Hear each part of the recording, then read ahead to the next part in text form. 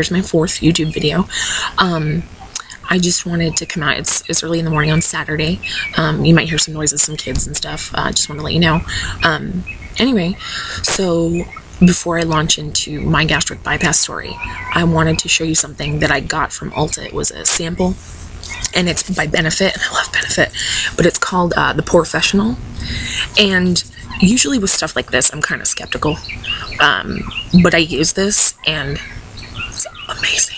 It is amazing. You know, it like shrinks pores and things like that, and I have a lot of business going on right here, and it's comparable, if anybody knows Dr. Feelgood from Benefit. It feels like that. It's really silky and smooth, but my pores were like they were just gone. So a full size of this is $29, I believe, on Sephora and Ulta.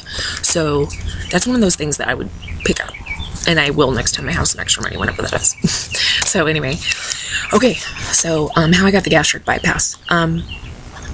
Basically, I sing and dance and act, and I had started doing a show in Palm Springs called Godspell. I was doing that for an equity theater, which is basically a professional theater. I wasn't professional at the time, but I was doing it there.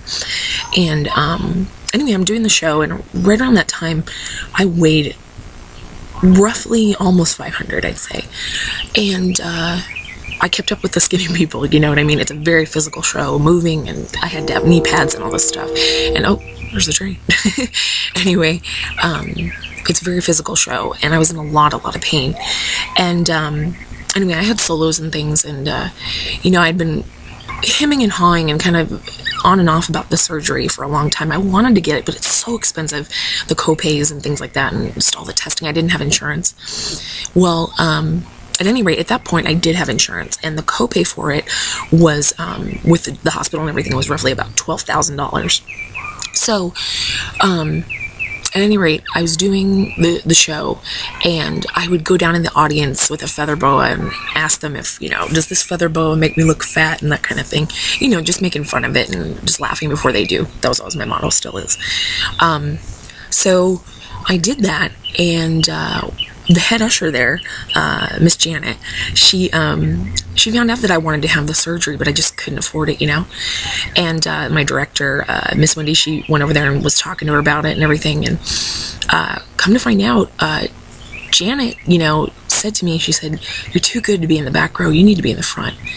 And she paid for it. Amazingly. I mean, it's kind of like still leaves me speechless, you know. It was 4 years ago, and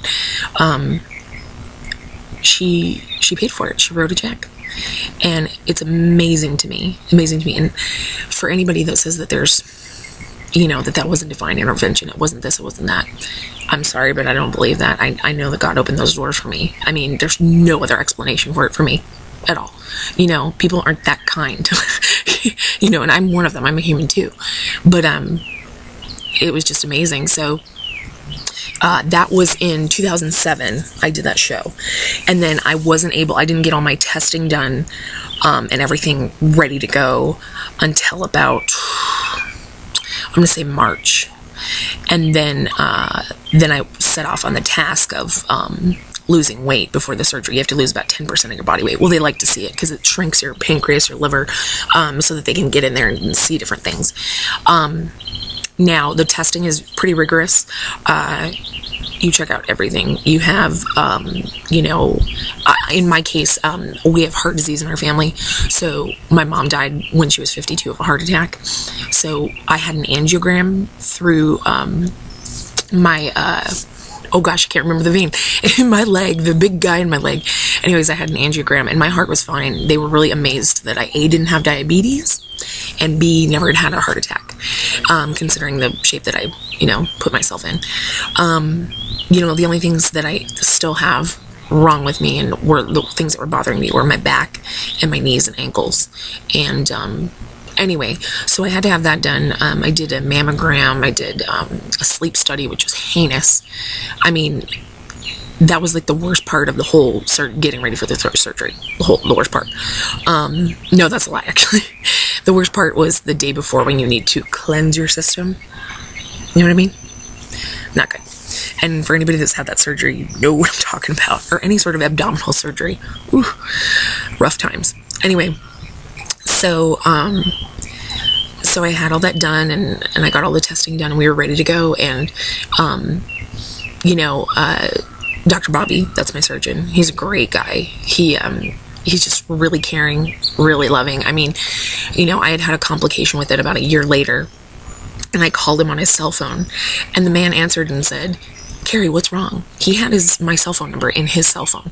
Like, you know what I mean? He really cares, and he's a nice guy. If anybody's looking for a surgeon in Palm Springs, I have the number for you. I'll get you to him. He's great. Anyway, so he had warned me, there's a possibility that we might have to fully open you up from here to here, instead of the laparoscopic, which is just the little 6 holes.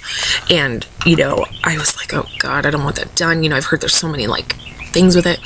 Anyway, so I took a Sharpie, and a friend of mine wrote on my stomach, "Do not abort." And then Dr. Bobby rocks and Sharpie all over my stomach. So he was cracking up at that. He didn't see that till he got in the operating room, so that was pretty funny. Anyway, but my surgery went off without a hitch. I did really, really well. For those few days afterwards, it was really good. It was funny, the guy before me that had the surgery, his name is Jersey Shore. He is a drag queen in Palm Springs, and he was there with me. He had the surgery about 2 hours before I did, and since then we've become really good friends. And hi, Jersey, miss you. And anyway, so we would go, and I'd walk by his room because I knew I had to keep walking and walking and walking to get my body together and get it flowing. I didn't have a lot of pain until later, and just figuring out what you can eat and everything. But that's my story about getting the surgery. Somebody paid for it for me, and it's so amazing, and I'm so grateful and so thankful every day for that. It's just, I'm humbled by that. It's amazing. And the fact that she did it because of something that that I take for granted sometimes, my voice. Yeah. So anyway, well, that's it for right now. What I'm going to do is I'm going to go ahead, and I have some other topics I'm going to go into after the surgery, and what the eating was about, the last 3 weeks of the rest of my life, so that I can go in and show you guys that. Anyway, it's been great talking to you, and I'll probably see you a little bit later this afternoon, I think. Okay?